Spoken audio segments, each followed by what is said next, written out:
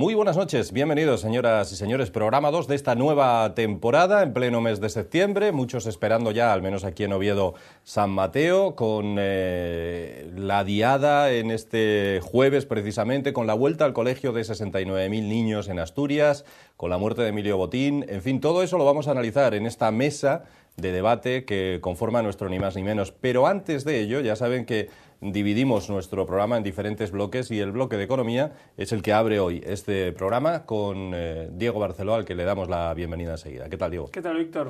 De Emilio Botín habrá tiempo de hablar después en la tertulia, en el debate, ¿no? Así es. Bueno, antes, un tema que tiene cierta relación con lo que está ocurriendo en Cataluña. Hay algunas comunidades que aseguran que aportan al Estado más de lo que reciben. Y sí, para desmitificar o no, ahora nos lo corregirás tú, se crearon los informes de balanzas fiscales, que es de lo que hoy vamos a hablar. ¿Qué es esto de las balanzas fiscales, Diego? Bueno, las balanzas fiscales, que estrictamente es algo que se llama Sistema de Cuentas Públicas Territorializadas, lo que intenta es medir el impacto de la actuación del sector público en cada comunidad autónoma. ¿Impacto qué significa? Significa cuánta recaudación se obtiene en cada comunidad autónoma, no solo por el Estado central, sino también por el gobierno autonómico y los ayuntamientos, y cuánto gasto público se destina a esas mismas comunidades.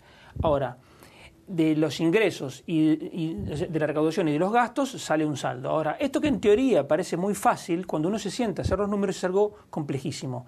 En primer lugar, no todas las comunidades autónomas tienen las mismas competencias. Por ejemplo, Cataluña tiene la competencia de penitenciarias, que las demás comunidades no tienen. Ceuta y Melilla no tienen transferidas las competencias de salud y educación. Después hay problemas de costes. Una cosa es prestar el servicio de salud en Asturias, donde la población mayor de 65 años es proporcionalmente más que en el resto de España, y otra cosa es en las Islas Canarias, donde la población es más joven. Pero a su vez las Islas Canarias tienen, por la insularidad, unos costes que en otras comunidades autónomas no tienen. Además, en lo que respecta a la recaudación, en una comunidad autónoma la recaudación puede ser menor, pero porque la evasión es mayor y esa comunidad autónoma no pone el celo que debería poner en la recaudación de impuestos, o porque simplemente también puede ser mayor la recaudación porque una comunidad autónoma decide freír impuestos a sus ciudadanos y otra no. Entonces, es verdaderamente muy complejo. Entonces, para hacer esa comparación de manera homogénea hay que hacer muchísimos ajustes y luego se obtienen unos resultados. Ahora, ¿qué pasa? No hay una forma objetiva de hacer esos ajustes. Por lo tanto, cualquiera puede hacer una metodología alternativa y obtendría otros resultados. De hecho, es tan complejo que estos resultados corresponden al año 2011. O sea que aunque estuviésemos de acuerdo en la metodología, podrían ya no ser correctos. Entonces, realmente es algo que carece de sentido. Esto es algo que se empezó a hacer, se hizo por primera vez en el gobierno de Zapatero, básicamente por presión de Cataluña, con lo que se pretendía demostrar, o no demostrar, porque de eso dependía del ángulo de cada uno, que Cataluña aportaba más o menos. Pero, insisto, cuando uno compara el trabajo similar que hizo la propia Generalitat con los resultados son totalmente distintos. Entonces, claro, cada uno le cree al que quiere. Entonces yo lo que le diría a la gente es que simplemente cuando escuche balances fiscales, apague el televisor, no tiene ningún sentido. O sea, es algo que no... En resumen, este claro, es el consejo. Y de hecho, la nota de prensa con la que se presentó el informe dice una cosa que para mí es reveladora. Dice, ningún país del mundo publica una estadística similar. Entonces tenemos dos alternativas. O pensar que esto es una innovación española que pronto el mundo va a imitar, o dos, pensar que es un despilfarro de tiempo y recursos. Yo me inclino por esta segunda alternativa. Y también hay que dejar claro lo siguiente, el trabajo que han hecho los tres profesores es excelente. Simplemente es que no se puede hacer algo mejor. Es como si a un arquitecto le pedimos que construya un edificio de 10 plantas, pero que cada planta mida 1 metro de altura. Pueden hacer un edificio espectacular, pero inútil, porque no se puede vivir ahí. Esto es exactamente lo mismo. Ahora, mirando el informe, a mí hay algo que me llamó la atención y que no se ha comentado, que es lo siguiente. Entre los gastos de las administraciones públicas, los expertos hicieron 6 grupos. Y uno de esos 6 grupos es el gasto en promoción económica. Los gastos en promoción económica, es decir, son ayudas de todo tipo a empresas, consumen unos 17.500 millones de euros. 17.500 millones de euros. Al mismo tiempo, entre los ingresos, tenemos que el impuesto de sociedades recauda unos 18.000 millones de euros. Entonces uno dice, pero si con el impuesto de sociedades recaudamos 18.000 millones y después a las empresas les damos en ayudas 17.500 millones, o sea, prácticamente lo mismo, ¿no sería mejor eliminar el impuesto de sociedades y eliminar todas las subvenciones? Sería mucho mejor, porque en vez de quitarle a todas las empresas y darle a algunas, no le quitamos a ninguna ni le damos a ninguna. Sería mucho más justo y yo creo que se generaría una auténtica revolución económica en España. Ahora, también en este caso la pregunta es un poco teórica, porque entre esos gastos de promoción económica hay unos 6.000 millones de euros, un poco menos, que corresponden a las subvenciones a la producción agrícola que vienen de la Unión Europea. Entonces no tendría sentido decirle a la Unión Europea, no me dé más dinero, no lo quiero. No. Además, entre estos gastos de promoción económica están las ayudas a la contratación, que son, digamos, bonificaciones a las cuotas de la Seguridad Social, que tampoco se pueden, digamos, que son compromisos que duran 1, 2, 3 años, dependiendo del tipo de ayuda de que se trate. Pero la idea central es la misma, digamos, permanece, que es que se podrían reducir subvenciones. Por ejemplo, una de las subvenciones es a la formación, y ya tenemos todos los días noticias de cómo se despilfarra el dinero bajo el paraguas de formación. Y al mismo tiempo reducir el impuesto de sociedades. Entonces, ¿esto qué conseguiría? Se conseguiría cuadrar el círculo, es decir, podríamos reducir la carga impositiva sobre las empresas, lo que significa aumentar la competitividad y de ahí mejorar, por ejemplo, las exportaciones. Reducir la intervención del Estado, reducir al reducir el gasto público, también reducir el déficit fiscal, y todo ello sin tocar ni un solo euro del gasto social. Entonces, esto que parece increíble sería posible. Simplemente, como digo, ir reduciendo en la medida que se pueda las ayudas a las empresas y paralelamente ir reduciendo el impuesto de sociedades. Ahora el gobierno anunció que el año que viene, en 2015, el impuesto de sociedades pasa, el tipo general, del 30 al 28%, y en el 2016 pasa al 25%. Bueno, a partir del 2016 podría decirse, por ejemplo, bueno, vamos a reducir un punto más por año para llegar por lo menos al 20%. Porque tengamos en cuenta una cosa, el impuesto de sociedades promedio en la Unión Europea es 23%. Es decir, que aunque el gobierno lo esté bajando el 25%, no vamos a estar entre los más bajos. De hecho, en el Reino Unido es el 21%. Entonces, yo creo que reducir el impuesto de sociedades más allá de lo anunciado, financiado con recortes a las ayudas a las propias empresas, sería una idea que va en beneficio de todos, de la actividad económica, del empleo y de la sociedad en general. Uh-huh. Bueno, lo que está claro es que es un tema complejo, como bien has explicado. No es tan fácil, o sea, no es comparable en muchos casos. En absoluto. Y que además no deja contento a nadie. No deja contento a nadie, porque, digamos, el resultado que se obtiene, como decía, es que las comunidades más ricas, que son Madrid, Cataluña y las Islas Baleares, aportan más de lo que reciben, con la gran excepción del País Vasco y Navarra, pero ellos porque tienen su régimen foral, claro, su régimen aparte, que después podremos discutir si es justo o injusto, pero eso y digamos, por el otro lado, lo que digamos, las comunidades que reciben menos de lo que deberían por su Producto Interior Bruto por habitante son Murcia, que está, digamos, ni recibe ni da, o sea, pero debería recibir porque está por debajo de la media nacional, y Valencia, la Comunidad Valenciana. Ahora, ¿en qué medida? Digamos, esto lo podría saber un chico de 7 años con sentido común, es decir, evidentemente, el que tiene más pone más.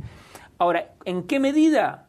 Y eso ya es discusión. Esto es tratar de darle un barniz técnico a una cuestión política. O sea, en cualquier país del mundo, el tema de la coparticipación de impuestos, es decir, cómo se distribuye la recaudación nacional entre las provincias o comunidades autónomas o los estados, depende del país, es un tema que siempre genera discusiones.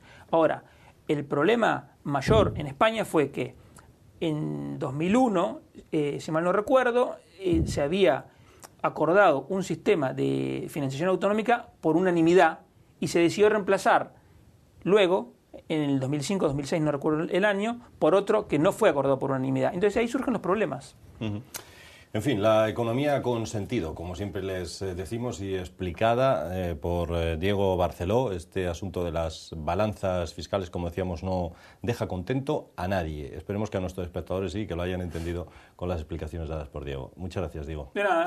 A ustedes, señoras y señores, decirles que enseguida continuamos con nuestro ni más ni menos de esta semana de septiembre.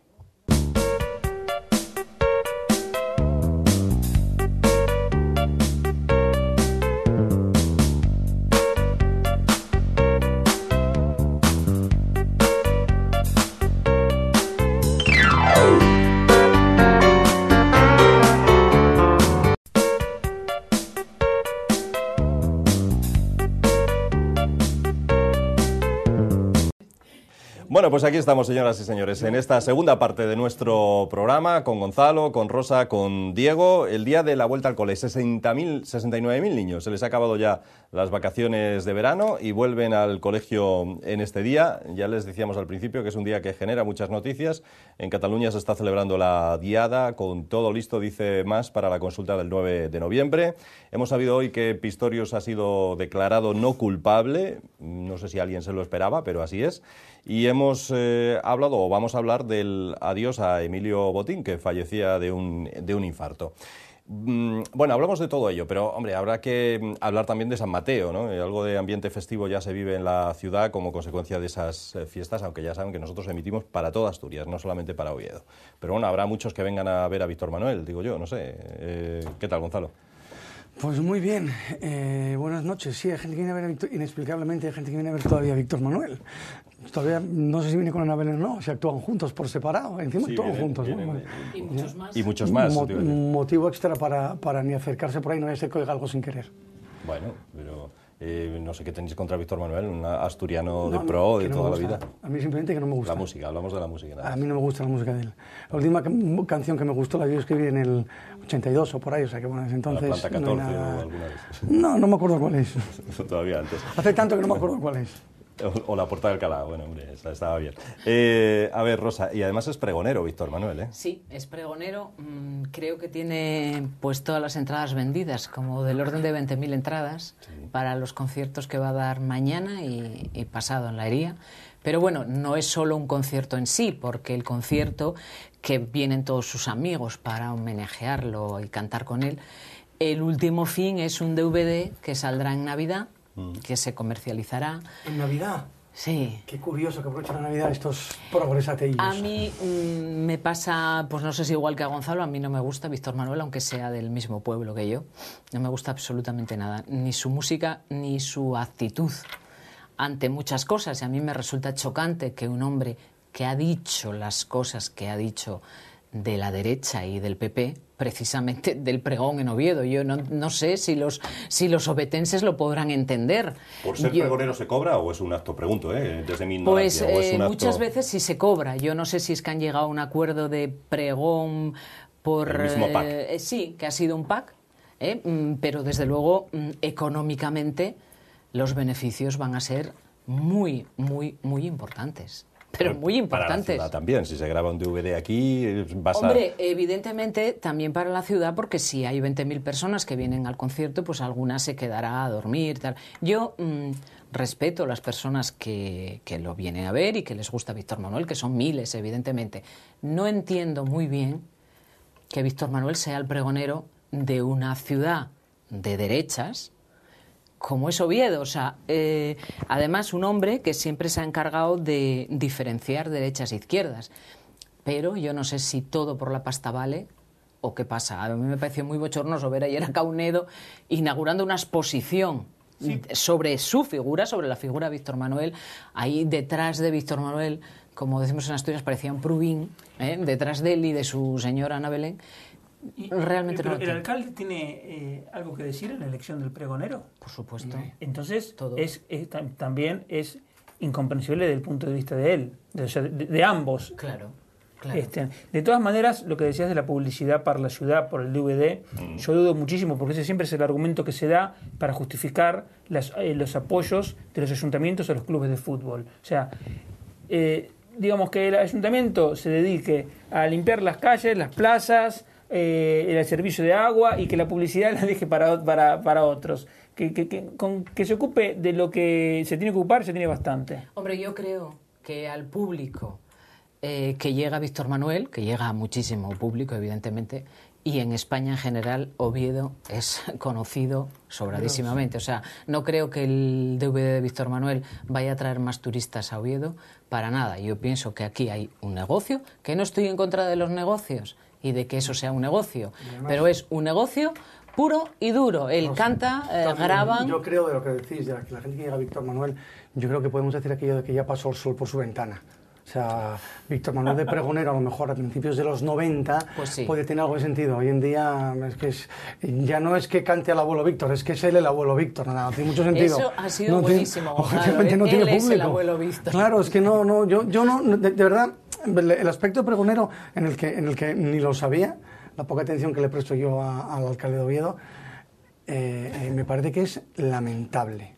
Que está dentro de este blanqueamiento, somos todos iguales, vamos a no molestar a la izquierda, de los complejillos estos de los pseudo-reformistas que se han apropiado del PP, y es propio de una persona que a mí personalmente hace 20 años me dijo: yo estoy más cerca del PSOE que de la derecha, es decir, ese es Agustín Iglesias Caunedo, entonces a mí que no me cuenten nada, y eso como me lo dijo a mí no me lo puede negar directamente. No, entonces estamos hablando de quién estamos hablando, una persona que no tiene ideología, de una persona que no sabe lo que es Oviedo, porque Agustín no tiene ni puñetera idea de lo que es Oviedo, y de una persona que no representa a los ovetenses y que, como aprovecho, sabéis que es mi objeto de crítica política. Debilidad. Insisto, debilidad política, ¿eh? De verdad no tengo nada personal contra él, tengo solo cuestiones políticas contra él, porque creo que representa precisamente el tipo de político que nos ha llevado a esta situación y frente al que absolutamente todos los ciudadanos se alzan ahora y rechazan. Político que no sabe hacer otra cosa que política, que además no la hace bien, que no tiene ninguna experiencia, que no cotiza en su vida, que no sabe lo que es una empresa, que no tiene nunca gente a su servicio, que no ha hecho nada en su vida. Es decir, el eterno estudiante, el de los estudios de derecho. Es decir, estamos hablando de una persona que no está capacitada para regir Oviedo, que las decisiones que toma, cuando toma decisiones, que toma bien pocas, en eso no vamos a negar una cierta inteligencia, ¿no? Ha sido su parte de mandato bastante plano, son las de meter la patona hasta atrás, de no saber en qué ciudad está gobernando. O sea, no es lo mismo ser alcalde de Oviedo que ser alcalde de Mieres o de Gijón. No es lo mismo, ni mejor ni peor, es distinto. Entonces, Víctor Manuel probablemente tenga sentido en Gijón, pero en Oviedo no. Y, hombre... Lo más lamentable de todo esto es que dentro de 15 o 20 días, cuando ya esté todo acabado, es pregondado, el DVD hecho y ya dispuesto para salir cuando tenga que salir en Navidad, pues estoy segura que este señor, cuando se vuelva a hablar de Agustín Iglesias Caunedo, lo pondrá como derechona pura y dura, y el PP, pues la opinión que siempre ha vertido sobre la gente del PP. O sea, a mí me molesta enormemente las personas que actúan por intereses, yo creo que exclusivamente comerciales. Y cuando me interesa les doy palo, pero ahora que esto viene bien, no digo nada, no los alaba tampoco. Pero la imagen de ayer, Caunedo detrás de esta pareja que acumula y atesora millones con una pala en su casa, era lamentable. Víctor Manuel, no olvidemos, fue el que grabó con Zapatero ese vídeo de campaña en 2008, Defender la Alegría, cantaba, y él explícitamente le decía a Zapatero: sí, hay que parar a los cenizos. Yo por eso estoy haciendo este comentario, porque recuerdo eso. Entonces, yo creo que hay mucha gente que tiene buena memoria, en Oviedo sobremanera, y yo creo que habrá mucha gente que no esté ni un poco de acuerdo. O sea, es una más de las que Gonzalo dice de este alcalde. Bueno, nada, que lo que sí se sabe es que en Gijón va a ser Morillón la que encabece la lista de Foro. Y digo, por no hablar solo de Oviedo, que luego nos dicen que solo hablamos de Oviedo. No sé, me imagino que será quien la encabece, sería lógico. Pero Lo que si pasa, no han hecho primarias, lo que pasa han hecho que todavía tienen que hacer el famoso congreso de los 3 años, que ya llega tarde. Y sobre todo, como dice Cascos, cada día tiene su afán y hoy no toca, ¿no? Entonces, yo me imagino que cuando llegue el momento de anunciarlo, hombre, todo hace prever que va a ser ella. Bueno, aunque ahí tenemos a Rafa Felgueroso, que está porfiándole un poquito a ver si le mueve el sillón a Morillo. No sé. Bueno, hablabais antes de las canciones de Víctor Manuel. La canción que llevamos escuchando insistentemente desde hace tiempo, de forma machacona y que ya nos aburre, es lo de la consulta soberanista del 9 de noviembre. Hoy en la diada, Artur Mas, ante 40 periodistas de 20 países diferentes, ha insistido en su deseo de que ese día se vote, el 9 de noviembre. Cada vez está más cerca. Al principio hablábamos de ello. Yo recuerdo cuando aquí incluso dimos la fecha, porque se produjo ese mismo día como noticia en ese momento, que lo veíamos un poco lejano. Decíamos, bueno, aquí a noviembre a ver qué pasa. No, ya quedan 2 meses. Faltan menos de 60 días. Claro. Y él sigue pensando que se va a amparar en una legalidad catalana, o sea, una ley de rango autonómico, y Rajoy sigue diciendo que la consulta no se va a hacer porque va a ser ilegal.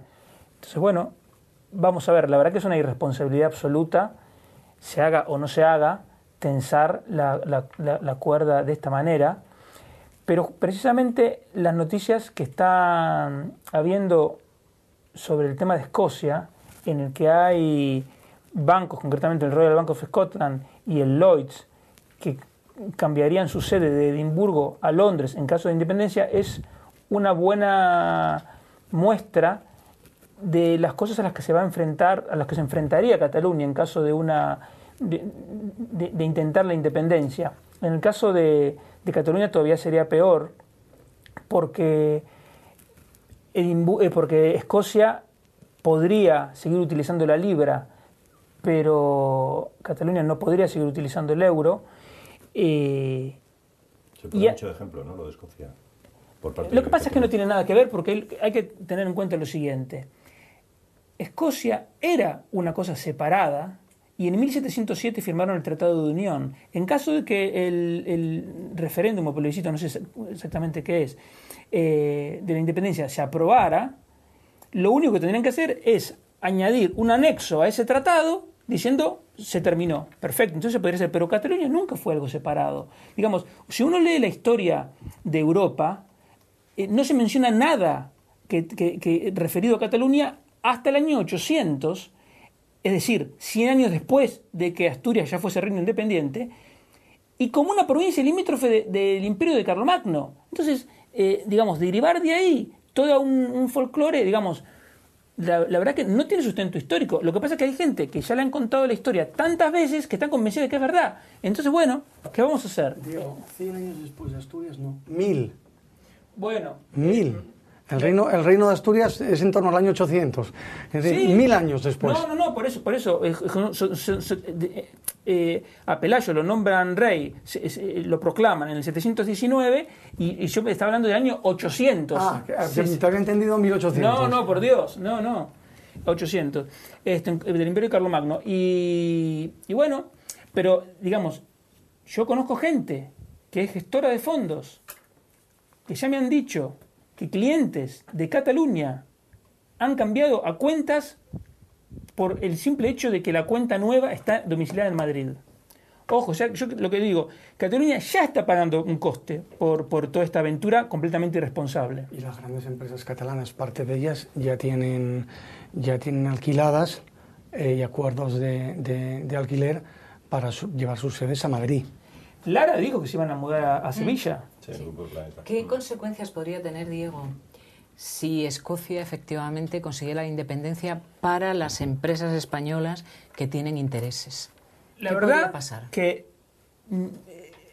La verdad que no se sabe. ¿Por qué? Porque lo primero que no se sabe es qué tipo de organización política se daría a Escocia en el caso de ser independiente. ¿Sería una república? ¿Sería una monarquía con la misma reina Isabel? No se sabe. Entonces, a partir de ahí, uno puede abrir el abanico tanto como desee. Quiero decir, a lo mejor es un gobierno que dice vamos a tener una imposición sobre las empresas muy, muy dura, entonces las consecuencias serán lamentables, o al revés, a lo mejor sería un gobierno súper liberal y abierto. O sea, puede pasar cualquier cosa.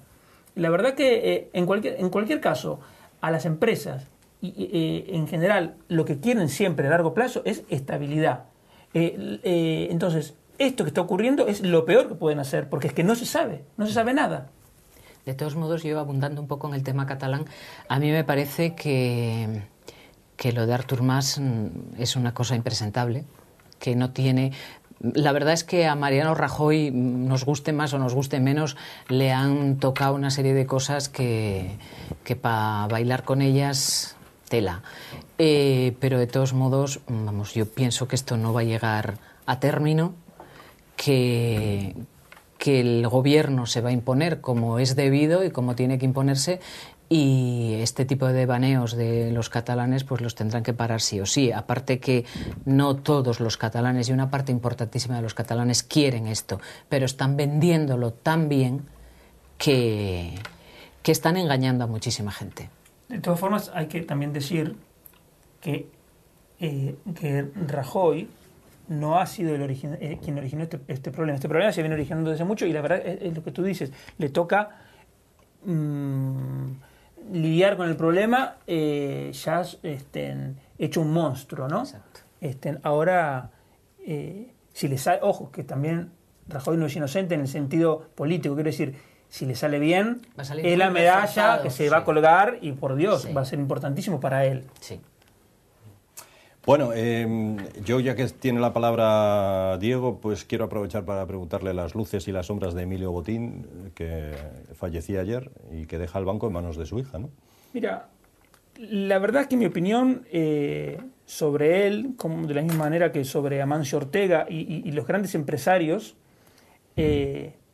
empresarios que hicieron sus empresas, no simplemente consejeros delegados que se auparon a una empresa ya montada, sino empresarios como él. Yo creo que tengo una opinión absolutamente positiva, y ojalá en vez de un Amancio Ortega y un Emilio Botín hubiera 20 de cada uno, porque España sería otra cosa, sería una cosa mucho mejor. Digamos, evidentemente no es un santo, un banquero no va a ser un santo, pero por algunas cosas que se leen y se han escuchado es como si fuese un demonio, y no es así. Una persona que da empleo a 185.000 personas, que atiende su banco en todo el mundo a 107 millones de clientes, es decir, como si fuese toda Alemania y España juntas son sus clientes.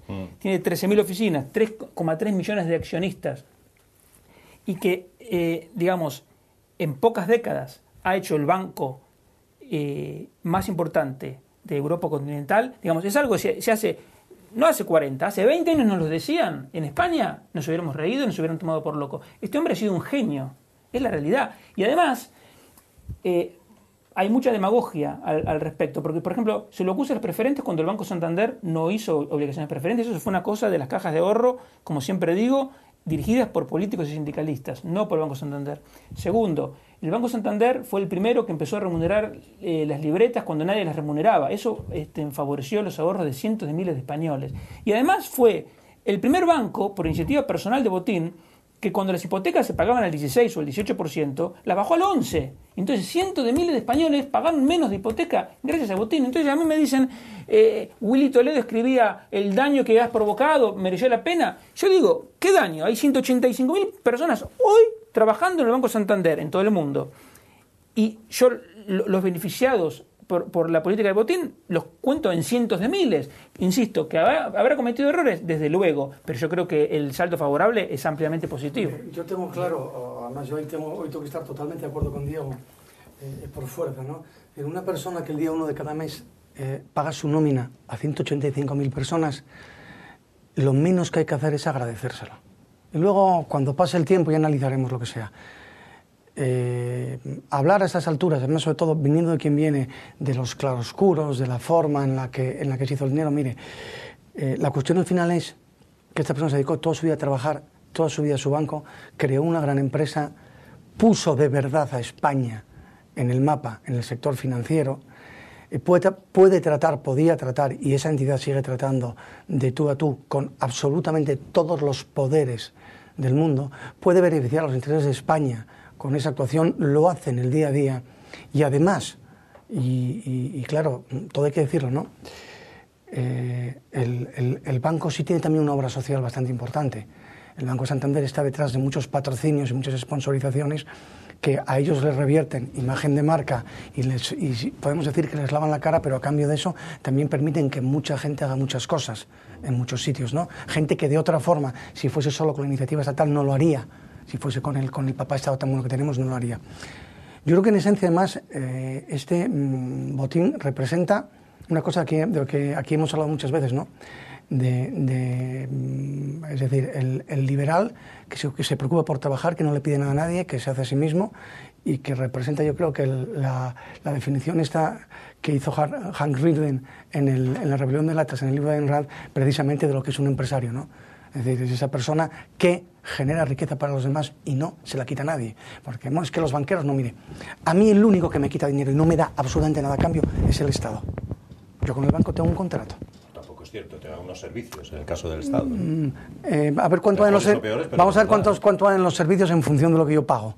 Y de qué servicios disfruto, porque a mí la parte que me llaman para sanidad yo no la disfruto, porque yo no tengo seguridad social gratis como tienen muchos de estos parias que nos llegan ahora, a los que les abrimos las puertas, ¿no? Yo no la tengo, yo me tengo que pagar un seguro privado, pero ojo, el sistema sanitario yo contribuyo a sostenerlo también. Entonces yo hay muchos servicios que no recibo. Pero te descuentan de nómina, claro, yo hay muchos servicios que no recibo del Estado y que se los pago todos los días. En cambio, un banco, cuando voy a un trato con el banco, yo sé lo que hago. O sea, la culpa, y de esto hemos hablado aquí muchas veces, sin quitarle absolutamente nada de la culpa que tiene la banca, sobre todo pública, como dice Diego, porque eso es un hecho, y también la privada que se sumó después, en los problemas sociales que ha habido derivados de la mala praxis. Lo cierto es que el 90% de esa gente que se perjudicó por la banca, si se hubiese leído los contratos y no hubiese tenido la ambición desmedida que tenía, no hubiese firmado esos contratos. Hay muchos engañados, pero el 90%...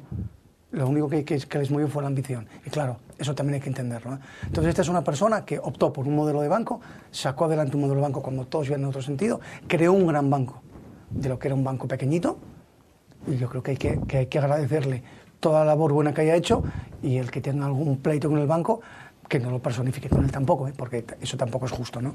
Yo creo. Otra cosa que iba a decir, como si él hubiese estado personalmente detrás de los contratos que se firmaban. Pero hay una cosa importante que quería decir, lo siguiente. Hace 2 años, cuando la prima de riesgo era casi 700 puntos básicos y nadie quería la deuda española, el Banco Santander, junto con el BBV y la Caixa también, siguieron comprando deuda, y si no hubieran hecho eso, y eso es una decisión personal del señor Botín, si no lo hubieran hecho, a lo mejor hoy el IVA sería 23% y las pensiones y los salarios de los empleados públicos serían un 10% más bajos, porque nos hubieran tenido que rescatar. Entonces, eso no lo dice nadie, y ojo, si no hubo rescate fue porque el gobierno tomó medidas duras, pero también porque los bancos privados siguieron comprando deuda española. Yo creo que ¿Te acuerdas de la imagen de él tirándose de los tirantes y los pies sobre la mesa en la Moncloa? Pero de todos modos yo creo que la forma de entender la banca en este país, si no hubiera existido este hombre, sería diferente. De todos modos, yo también quiero hacer hincapié en... Gonzalo hablaba de determinados programas y de determinadas cosas sociales en las que se involucraba también el banco.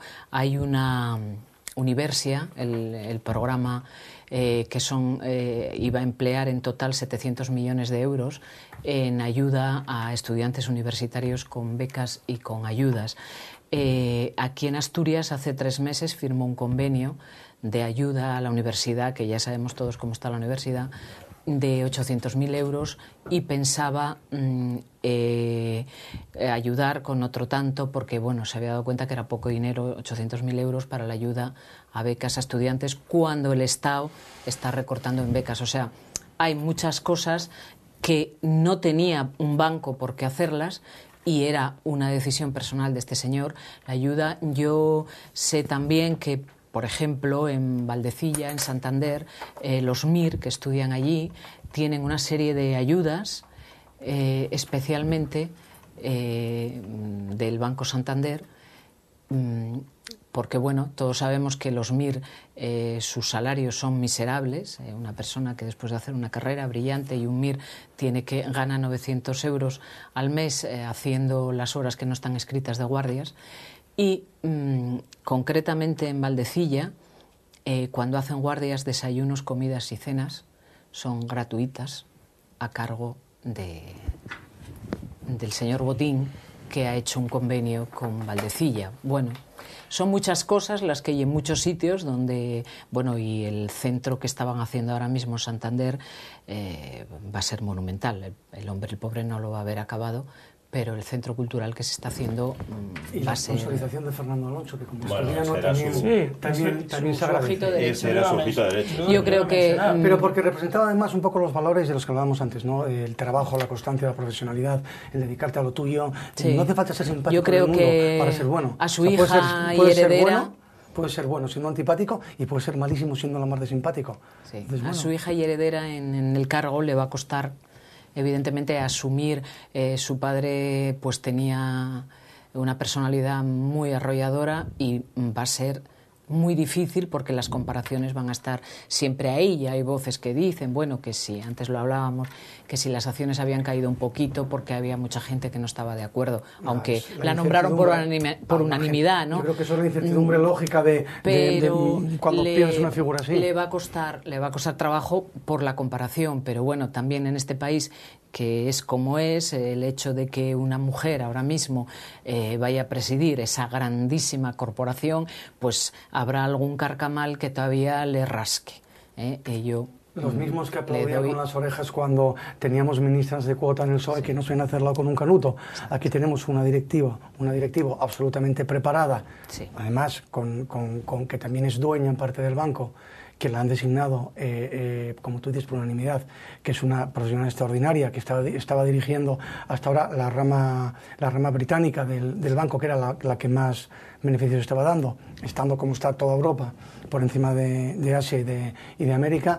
Hombre, hay que reconocer que para los españoles sentirse orgullosos tener en la primera entidad europea que es española, tenía una mujer en el cargo, porque precisamente eso es lo que hace avanzar la igualdad. Eso es lo que hace avanzar la igualdad y no las idioteces. Preparadísima, porque un punto también que es importante destacar de Botín es que no quiero decir que fue el primero, porque a lo mejor sería injusto con algún otro que no conozco, pero la visión global de él asume la presidencia del banco en el 86 y lo primero que hace es quitar el D del Banco de Santander y pasó a ser el Banco Santander con la idea global. O sea, este banco se llama Santander, pero no es de Santander. Y 2 años después hizo una alianza con el Royal Bank of Scotland, con la que demostró una visión increíble, porque ese Royal Bank of Scotland en ese momento era un banco normal del Reino Unido y terminó siendo el quinto, antes de la crisis, el quinto banco del mundo. Y esa alianza le permitió al Banco Santander, insisto, un banco español que si nos lo hubieran dicho no lo hubiéramos creído jamás, participar en la operación financiera más grande de la historia, que fue cuando Royal Bank of Scotland, Banco Santander y Fortis compraron el ABN AMRO. Y eso le permitió a Botín comprar el Banco Real, que era de ABN AMRO, que era uno de los bancos más grandes de Brasil, después de haber comprado en el 99 el Banespa, que era un banco inmenso en Brasil. Y recuerdo gente del propio Banco Santander, cuando él compra en el 2004 el ABI, que era el sexto banco británico, dudar de las facultades de Botín, diciendo, bueno, este ya está haciendo cualquier cosa.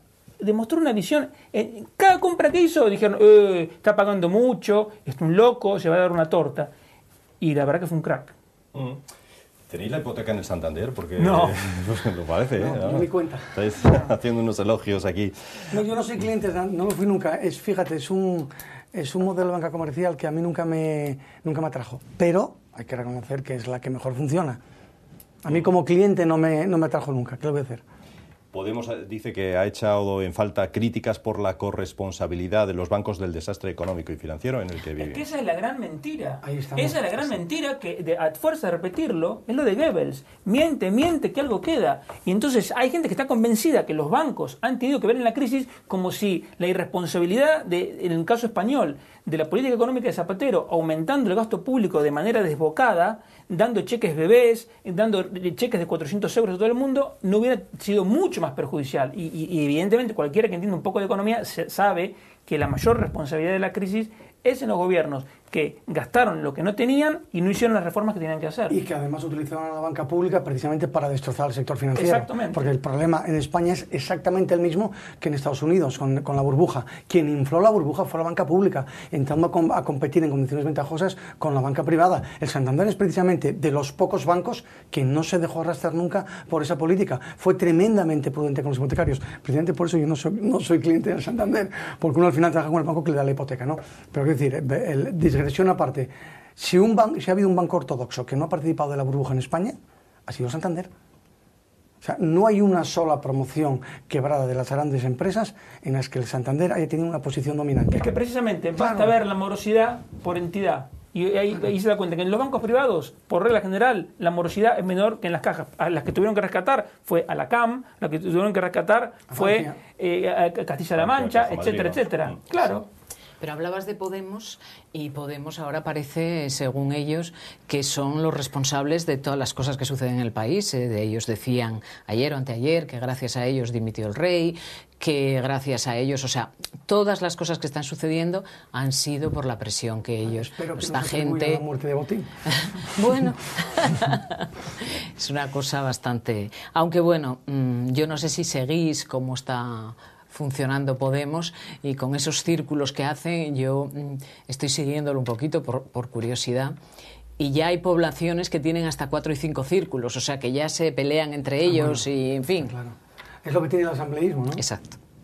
Pero mira, yo hoy, hablando de Botín, más que de Podemos, me parecía hablar de Sor Lucía Caram. Esa estulte que es tan buena persona. ¿Y por qué lo digo así? Además, hago como ella, ¿no? Ella insultó a Floriano, le dijo que era un tonto útil. Yo digo que ella es una estulte, puede ser un poco más culto. Como es dominica, le supongo una cierta cultura, aunque me da la impresión que no mucha inteligencia.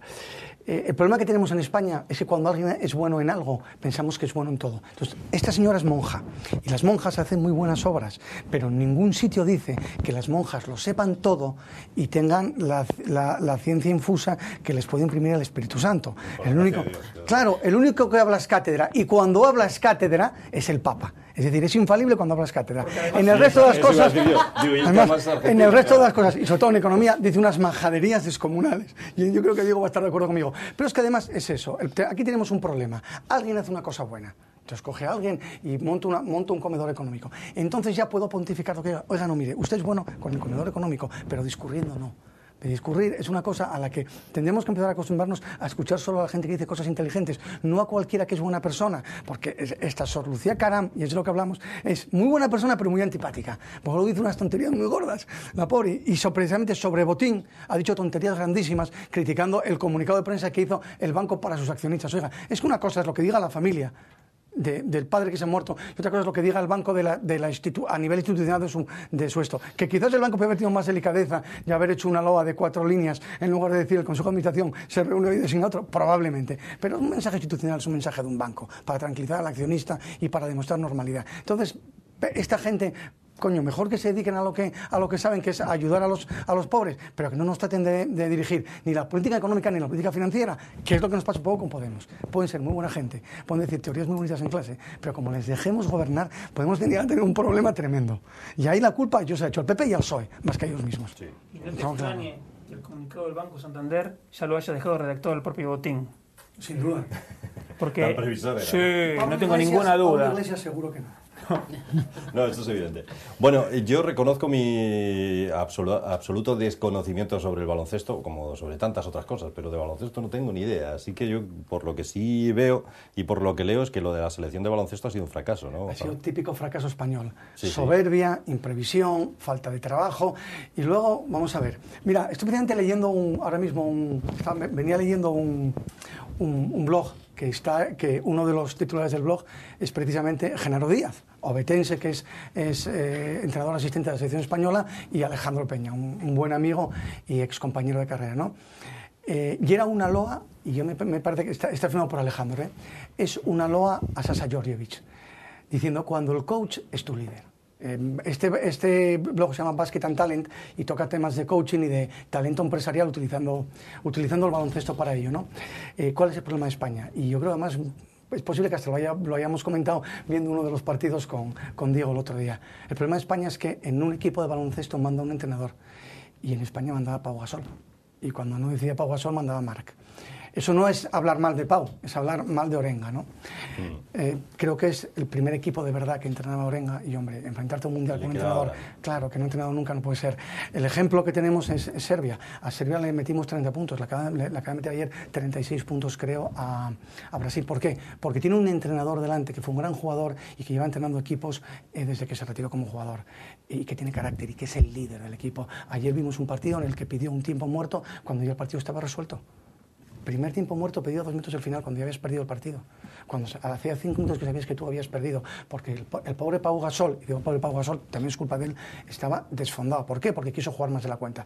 Nos lleva vendiendo la prensa deportiva que los Gasol pidieron jugar más para disculpar a Orenga. Oiga, sí, pero es que el entrenador es usted.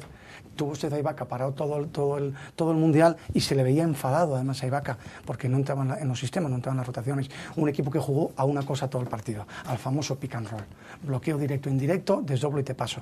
Jugábamos con 2 jugadores en ataque. Cuando ayer tuvimos que dar más de 2 pases, ya no sabíamos jugar. Nos leyeron perfectamente, prepararon el partido y nos dieron un repaso. Nos dio el entrenador francés un repaso a la soberbia de esta selección, un repaso brutal, con nuestra estrella tocada, lesionada, lo que quieras. Sí, pues que al final eso es la culpa del entrenador. Es como le pasó al Atlético de Madrid en la final de la Copa de Europa. ¿De quién fue la culpa? ¿De quién? Del entrenador. ¿Por qué? Porque se dejó engañar por Costa. Se dejó engañar por Costa y sacó un jugador lesionado, con lo cual perdió un cambio, con lo cual no tuvo capacidad de reacción cuando llegaba el momento importante del partido. Pues aquí nos ha pasado lo mismo, nos ha llegado Pau Gasol tocado y nuestra producción en ataque pasaba por sus manos. Sin Pau Gasol jugando, Ricky no juega y su hermano, recién padre, estaba pensando en la niña o en el niño que acaba de tener y no estaba centrado. Y mientras tanto tienes a Reyes sin jugar, mientras tanto tienes a Brines sin jugar, mientras tanto tienes al otro pívot sin jugar.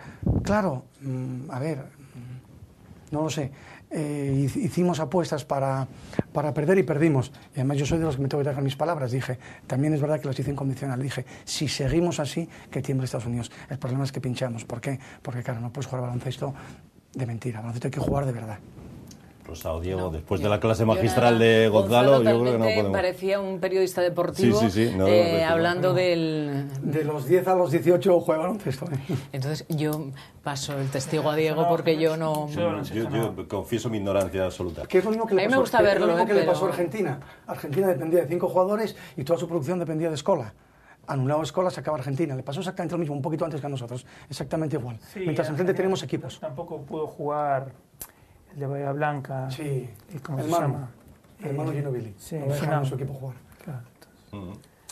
Esta gente debe sufrir mucho de las rodillas, sobre todo, ¿no? Un tío de 2 metros y pico, 100 kilos de peso y todo el día saltando, pues supongo que debe tener... Sí, las rodillas ahí... Lo digo por Gasol, ¿no? Las rodillas y los tobillos, básicamente, los tobillos. De hecho, la imagen esta prototípica de la NBA es cuando a un jugador al final del partido lo sacan y no va a jugar más, se descalza, se quita todo, le meten un cubo con hielo y mete los pies en hielo porque los tobillos... Las rodillas sufren un poco menos porque es más elástica, es el tobillo. Bueno, nos queda nada, un par de minutos, así que venga, vamos a concedérselos a Rosa para esa agenda que hoy debe venir completa, porque pues empieza San Mateo, ¿no? Pues sí. La verdad es que el centro de atención de actividades culturales está en Oviedo. Hay muchísimas cosas. Yo voy a dar, antes de hablar de las cosas que hay, esta semana nada más, porque la que viene hay muchísimo más. La verdad es que Oviedo yo creo que ha echado el resto. No sé si porque están ahí las elecciones antes del siguiente San Mateo. Yo diría una cosa, está muy bien todo lo que traen, es exagerado, pero sería muchísimo más conveniente que a lo largo del año tuvieran cosas y no que centren ahora en 2 semanas multitud de obras de teatro que habrá gente que le gustaría ir, pero por el coste no puede ir a ver las 10 obras, que no puede ir a la vez a la ópera, que no puede ir a ver 12 conciertos porque son de pago. Está muy bien traer todo esto para las fiestas y yo los felicito, pero a lo mejor había que pensar que los pacien a lo largo del año, que tengan actividades a lo largo de todo el año, porque es que es muy difícil con todo lo que hay en esta semana que voy a resumir, todo lo que tienen esta semana que va a partir de mañana. Es imposible que una persona que le guste el teatro, que le guste la música y que le guste la ópera, que pueda ir a todo, porque el coste es elevadísimo. Pero antes de hablar de Oviedo, quiero hacer una mención a Avilés, porque yo creo que es muy interesante y que merecerá la pena ir a verlo. Yo, desde luego, personalmente lo voy a ir a ver. Está atracado el buque escuela, un buque escuela del Ministerio de Pesca ruso. Es civil, no es militar, y el Krusenstern. Es un velero de 114 metros de eslora, Gonzalo, que ahora el mar se puede visitar en el interior. Es una preciosidad lo que permiten visitar, está impecable. Es el segundo velero mayor del mundo y se puede visitar hoy jueves, viernes, sábado y domingo de 10 a 1 y de 4 a 7, de forma gratuita. Yo creo que para ir con niños, para ir solo, yo creo que es de ese tipo de cosas que merece la pena, porque no creo que vaya a volver este velero. Entonces yo creo que hay que ir a verlo, porque yo las imágenes que vi en el interior pues tiene hasta una capilla. Déjame ponerle ya que me citó tal. Estuvo aquí exactamente hace 10 años, en 2004. Lo visité con mi hijo, porque solo tenía uno en aquel momento, y sí que merece la pena. Pero por una cosa que cuando uno se sube a un gran barco aprende: el orden y la limpieza. Sí, detrás de los cuales hay siempre mucho trabajo y mucha previsión. En el mar siempre hay que ir por delante de los acontecimientos, sí, porque si no la mar te puede. Y en un barco de vela te das cuenta la estructura jerárquica, cómo funciona, cada uno de su labor. Los barcos están impecables. Puedes verte a alguien con un cepillo de dientes limpiando un winche. O sea, no es exageración. Decir eso se que ve. Está en el muelle de Raíces, porque por la altura no pudo entrar a la zona donde está el Niemeyer, que sería vistosísimo. Está en el muelle de Raíces. Bueno, voy a empezar a hacer, brevísimo, lo de Oviedo, que hay tantísimo que, mañana y pasado, Víctor Manuel, que ya hablamos de él, con lo cual no... En la Hería. El domingo, Dani Martín, que creo que están también las entradas agotadas. Todo lo que voy a nombrar es en la Hería. Bueno, no estuvo mal, El lunes, Los Ruidos, Kiko Veneno y Los Enemigos. El martes, Willy Naves, Iván Ferreiro y Lori Meyers. El miércoles, Nacho Vegas y... Es que hay de todos los gustos. El jueves, Dance Mateo, que es, en plan electropop. Y el viernes, lo digo, aunque tengamos el jueves, por si alguno quiere ya sacar entradas, Extremoduro, que es rock. O sea, la verdad es que la programación es buena, porque hay de todo, Hay cosas de rock duro, hay para todos los gustos. Empieza la temporada de ópera con Otelo del jueves 11 al 20 de septiembre. Teatro en el Filarmónica para todos los gustos. Empieza este viernes y el sábado con Una boda feliz, entretenimiento puro y duro. El domingo y el lunes, me parece muy recomendable esta obra, sobre todo para los que tengáis niños. Se titula ebook Las edades del libro. Es una obra muy didáctica que va explicando, desde la prehistoria, cómo se llega hasta el ebook. Y muy entretenido de ver, es una obra... ¿Eso dijiste el lunes? El domingo, el domingo y el lunes. El domingo a las 6 y a las 8, sí, y el lunes a las 8. Y el martes hay una obra que la voy a nombrar, son asturianos, hasta ahora no era ningún asturiano, la obra es Pero mira cómo beben, que es de Ambigu Media, la compañía son Pedro Durán y Alberto Rodríguez, que son la gente que está en la TPA, que hacen ese programa Super Asturianos y tal. Eso ya es a cada uno. Yo, en fin, tendría mucho que decir con respecto a eso, pero a mí me parece que hay que apoyar a la gente que hace teatro en Asturias. Ellos mismos son esos personajes populares de la TPA. Ellos mismos la obra la definen, lo voy a leer, pues es muy gracioso cómo se definen: paconismo y siateriu. Entonces, hay gente que para pasar 90 minutos riéndose, pues estará muy bien. Están el martes en el Filarmónica, tienen 2 funciones, a las 8 y a las 10:30. Y el jueves y el viernes hay una obra que yo también considero muy interesante, que se titula Brokers. Bueno, pues es la historia cruda e irreverente de los brokers. Pero es una obra que trae detrás mucha... Yo creo que merece la pena. ¿Qué es lo que digo? Hay tanto para ver que quién puede ir todos los días al teatro y a los conciertos. Claro, o sea, concentrar una semana. Exacto. Y la semana que viene más. Con lo cual, la gente joven tendría que disponer de un dinero pues muy elevado para poder ir a todo. Y bueno, en Gijón, lo último. Mañana en el antiguo instituto, homenaje al poeta de la generación del 27, Luis Cernuda, a las 8. Es muy interesante también. Y bueno, continúan las fiestas todavía de Prao, en La Viana, en Turón, en Mieres, el Cristo, en fin. Y luego los museos que hay que visitar en Asturias, que hay muchísimos. No sigo porque ya no tenemos tiempo. Hay mucho folclore, muchas cosas. Yo recomiendo desde luego ir a ver ese velero, fundamental. Y ya que hay cosas gratis en esta provincia, pues más aún. Y luego en Oviedo para todos los gustos. Pero eso, Ayuntamiento de Oviedo, por favor, ¿por qué no reparten un poco más las actividades? Luego ya llega el invierno y en Oviedo no hay absolutamente nada. Ay, pero no, desde luego con esa categoría. Hombre, y esto se podría, porque además no es gratuito, o sea que con una buena programación podrías tener actividad teatral todo el invierno. Bienvenido, pero con un poco de crítica. Muy bien, gracias Rosa, Gracias. Diego, Gonzalo, nos vemos en el concierto de Víctor Manuel ya. Casi seguro que no puedo ir. Vale, por Dios. Tengo que sacarme la pelusa del ombligo esta noche. Vale, por Dios. Señores, nos vemos, eso sí, el jueves que viene, el próximo jueves, con un nuevo programa de Ni Más Ni Menos. Hasta la semana que viene.